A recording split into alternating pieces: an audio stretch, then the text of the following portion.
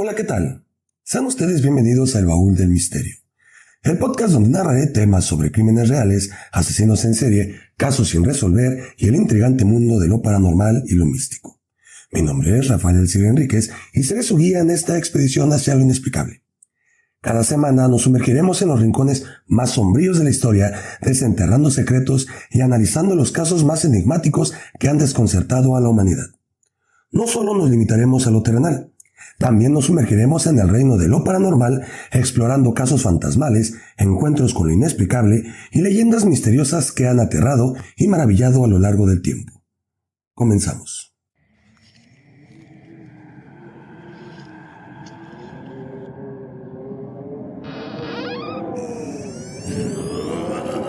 El Baúl del Misterio.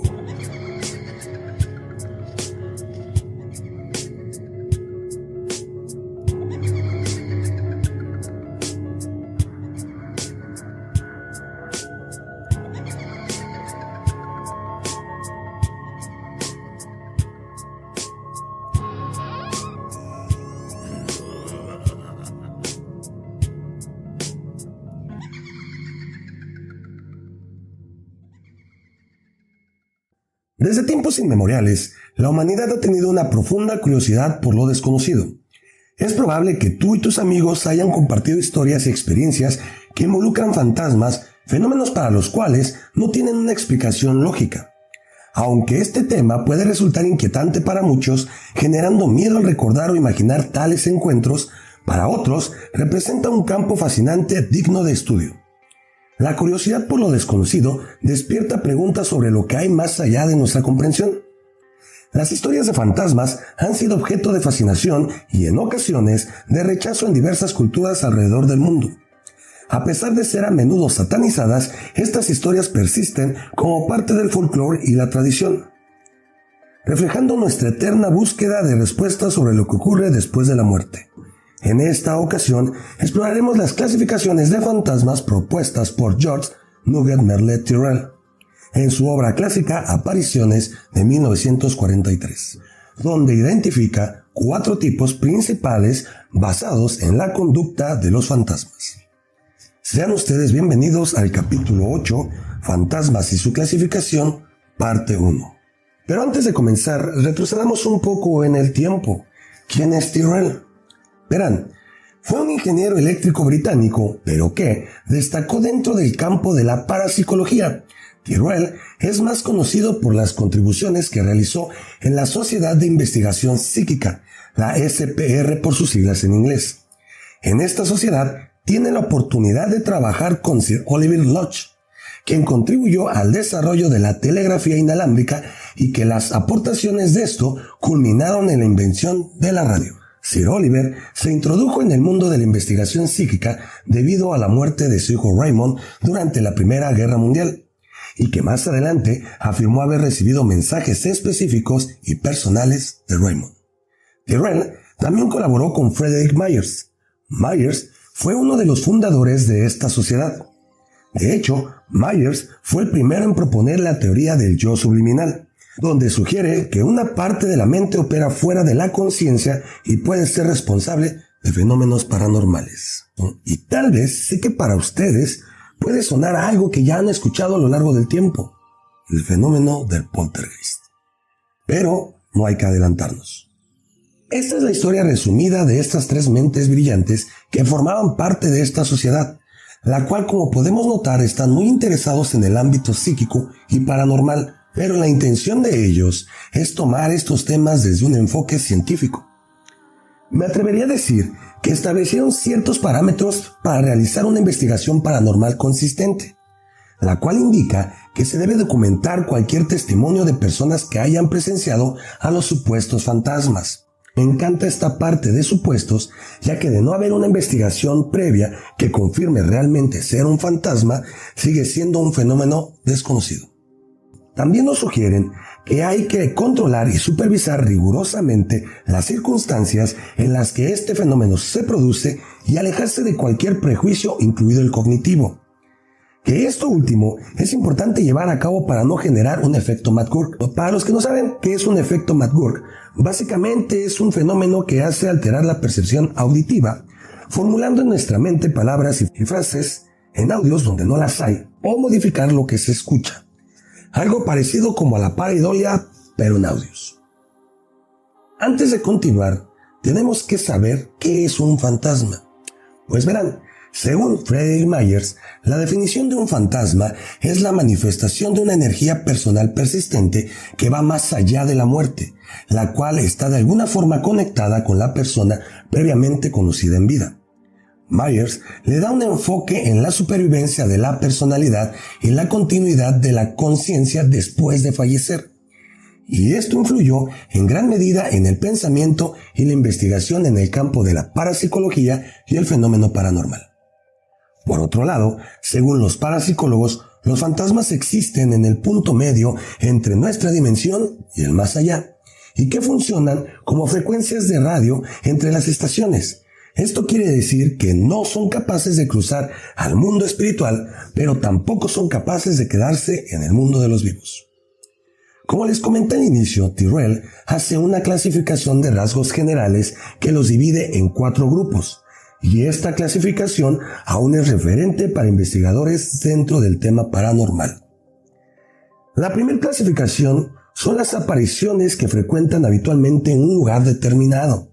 El comportamiento de este grupo, según Tyrrell, es que generalmente no causan miedo, son inofensivas y a veces son aceptadas por las personas del lugar y en ocasiones llegan a ser tratadas como un miembro de la familia. Un ejemplo que se adapta a este tipo de aparición, debido al comportamiento que se muestra en la descripción de Tyrrell, es el fantasma de la Dama de Gris en la biblioteca de Willard en Indiana, en Estados Unidos. La historia de este fantasma es incierta, puesto a que no existe un registro ni un evento documentado antes de las apariciones de dicho fantasma. Mas sin en cambio, la Dama de Gris ha sido vista desde la década de 1930. Pero relatos indican que este fantasma ronda este lugar desde los primeros años de su inauguración, que fue en 1885. La identidad de la Dama de Gris sigue siendo un misterio, aunque hay varias teorías que sugieren que podría ser el espíritu de una bibliotecaria o una mujer que alguna vez en vida estuvo vinculada con la biblioteca. Muchos visitantes y empleados de la biblioteca han reportado haber visto a la Dama de Gris o haber experimentado fenómenos extraños, como libros que se mueven solos o cambios repentinos en la temperatura. Incluso existen testimonios de niños que mencionan haber visto o hablado con una dama amable dentro de esta biblioteca, describiendo a la Dama de Gris sin conocer previamente la historia. Asimismo, muchos han reportado sentir un cambio repentino en la temperatura en diferentes habitaciones cuando la Dama de Gris está presente. Esto suele describirse como una brisa fría o una sensación de escalofríos. También algunos visitantes han informado oler un perfume antiguo o un aroma floral en áreas donde la Dama de Gris ha sido vista, sugiriendo que su presencia viene acompañada de estos olores. Este caso ha maravillado a diferentes grupos de investigadores paranormales, los cuales aseguran haber presenciado desde encuentros visuales y sensoriales hasta fenómenos físicos. Estas interacciones han sido reportadas a tal grado de que la administración se dio a la tarea de colocar cámaras web que graban en tiempo real y que las personas pueden interactuar con estas cámaras con la intención de obtener evidencia al registrar dicho fenómeno. También otro ejemplo que se adapta a este tipo de aparición y de hecho da origen aquí en México, específicamente en el Hospital Juárez, es el de la enfermera con el nombre de Eulalia, quien trabajó en este hospital y en vida era reconocida por su uniforme impecable y bien planchado. Debido a estas características se le atribuye el nombre de la planchada. La historia cuenta que Eulalia se enamoró de un médico que trabajaba en el hospital, pero este médico no correspondió a sus sentimientos y eventualmente la dejó por otra mujer. Eulalia, devastada por el desamor, comenzó a descuidar su trabajo y murió con un gran sentimiento de culpa por no haber atendido correctamente a sus pacientes durante su periodo de duelo. A diferencia de muchas historias de fantasmas, la planchada es conocida por sus actos benévolos. Se dice que su espíritu continúa cuidando a los pacientes del hospital y hay numerosos casos, relatos de pacientes y personal del hospital que afirman haber sido atendidos por una enfermera vestida con un uniforme antiguo, solo para descubrir más tarde que no hay ninguna enfermera con esa descripción en servicio. Este fantasma siempre se le describe con una vestimenta impecable y el uniforme perfectamente planchado. A continuación, les narraré testimonios en torno a este fantasma en orden cronológico. El primer caso se le presenta a la enfermera María López. María, una enfermera que trabajó en el Hospital Juárez durante la década de 1950, contó su encuentro con la planchada. María dijo que una noche, mientras hacía sus rondas nocturnas, vio a una enfermera con un uniforme impecablemente planchado atendiendo a un paciente. Cuando María se acercó para ofrecer ayuda, la figura desapareció repentinamente. María investigó y descubrió que nadie más había visto a la enfermera y que el paciente había mejorado sorprendentemente días después de la aparición. El segundo caso ocurrió en 1972 al doctor Juan Carlos Pérez, quien era un médico residente de este hospital. El doctor Pérez reportó un encuentro con la planchada durante una noche especialmente ocupada en la sala de emergencias. Este doctor vio a una enfermera que no reconoció y le llamó la atención debido al tipo de uniforme que ya era antiguo. Observó que se encontraba ayudando a estabilizar a un paciente crítico y cuando intentó hablar con ella, simplemente desapareció.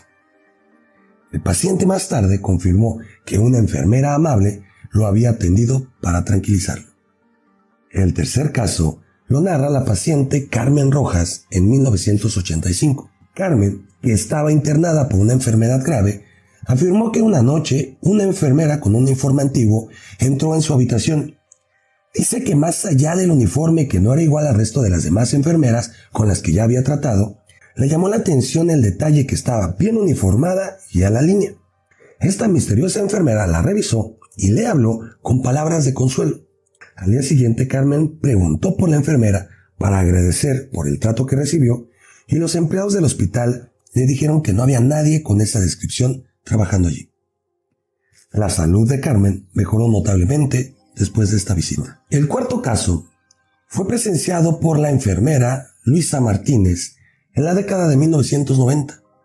Luisa estaba revisando suministros médicos en el almacén cuando vio a una enfermera que nunca había visto entrando en la habitación, portando un traje antiguo. Para este entonces, Luisa ya conocía los relatos en torno a la planchada y con la valentía de toda una mujer mexicana, agarró su bolígrafo, sus cosas y comenzó a seguirla. Cuando sale del almacén, siguiéndola, la figura desapareció sin dejar rastro. Posteriormente, Luisa les cuenta a sus colegas lo que ella vivió. Ellos también reportaron haber visto a la planchada en varias ocasiones y en el mismo periodo, pero ellos argumentan que simplemente no la seguían por miedo. El quinto y último caso del que se tiene registro ocurrió en el año del 2002 a un guardia de seguridad con el nombre Pedro Ramírez. Pedro, durante su ronda nocturna, vio a una enfermera caminando por un pasillo poco transitado. Intrigado por el uniforme antiguo de la enfermera, la siguió por varios segundos hasta que se desvaneció ante sus ojos. Al describir lo sucedido a sus compañeros, concluyeron que la descripción correspondía a la planchada. Después de esto, se dice que Pedro no se presentó al siguiente turno. El segundo grupo de fantasmas que denomina Tyrrell es apariciones post-mortem. Ocurren muy poco tiempo después de la muerte de la persona y no suelen estar relacionadas con un lugar o acontecimiento concreto. Este comportamiento está ligado a la necesidad del fantasma para despedirse de sus seres queridos, tanto amigos como familiares. Les compartiré una historia que en lo personal me sucedió hace tiempo cuando mi abuelo falleció. En esta parte sí la tengo escrita, pero me voy a apoyar. Nada más ahorita trataré de narrarla con los recuerdos que yo tengo. Mi abuelo fallece de una trombosis un 29 de mayo del 2011 aproximadamente, y después del velorio nos dirigimos a la casa de mi abuela. Ella vive en lo que es Iztapalapa, en unas unidades habitacionales que están cerca de ahí del Iste de Zaragoza. Dentro de estas unidades son edificios de 3 niveles y entre estos edificios se encuentran unos patios comunes a los cuales nosotros les llamamos cuadros.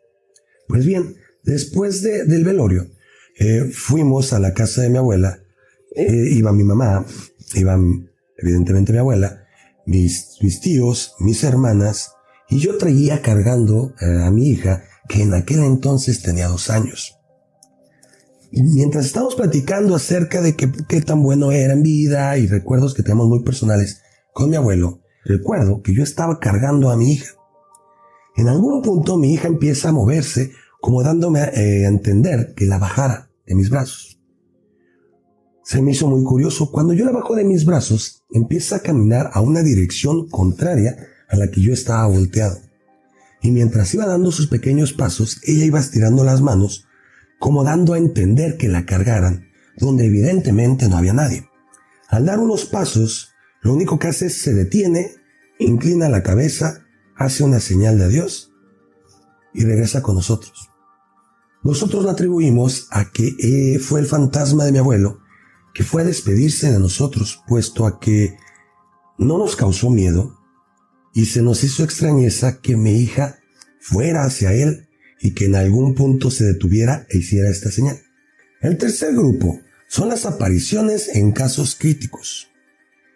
El comportamiento de este fantasma es alguien que pasó por una experiencia importante, choqueante y repentina, como un accidente o una enfermedad que los llevó a la muerte, y se muestra ante una persona que está simultáneamente pasando por una experiencia similar, un gran dolor o que simplemente se encuentran en ese lugar. Estos fantasmas suelen hacerse presentes después de accidentes, normalmente en choques automovilísticos o de carretera. Existe un caso que se adapta también a la descripción de este tipo de fantasma. El fantasma de Ramón López Velarde. Velarde fue un poeta mexicano que murió en 1921. Durante su vida se dice que tenía una conexión muy fuerte con su madre. Según los relatos, en el momento de su muerte, debido a una neumonía, varios testigos afirmaron haber visto la figura en la casa de la familia. Esto es allá en Jerez, Zacatecas, a pesar de que el cuerpo de Ramón López Velarde estaba físicamente en la Ciudad de México. Varios testigos en su casa afirmaron haber visto su figura. Estas visiones fueron descritas como breves pero claras, donde se veía a Ramón caminando por las habitaciones o de pie en la sala. La aparición fue interpretada por muchos como el espíritu de Ramón regresando a su hogar en el momento de su muerte para despedirse de su madre y su familia, quienes eran muy importantes para él. Esta manifestación se alinea con el fenómeno de apariciones en casos críticos, donde el espíritu de una persona se muestra en un lugar significativo o a personas queridas en el momento de su fallecimiento. La cuarta y última clasificación son las apariciones inducidas. En estos casos, el fantasma es citado a aparecer cuando se realiza una evocación. ¡Ojo! No debe ser confundido con una invocación, ya que la invocación consiste en llamar a una entidad para entrar en el participante. Un ejemplo significativo de este término se encuentra en la película Háblame, donde las personas que realizan este ritual dejan entrar al fantasma invocado. Por otro lado, la evocación es llamar a la entidad para que se manifieste externamente, como lo hacía el rey Salomón, descrito en el libro de las clavículas de Salomón, al evocar por medio de su anillo y símbolos lo que son demonios y ángeles. Continuamos. La aparición inducida también puede ser cuando una persona viva intenta deliberadamente hacer que su imagen se haga visible a otra persona. Este fenómeno se conoce como bilocación y que en el folclore alemán lo vinculan con el doppelganger.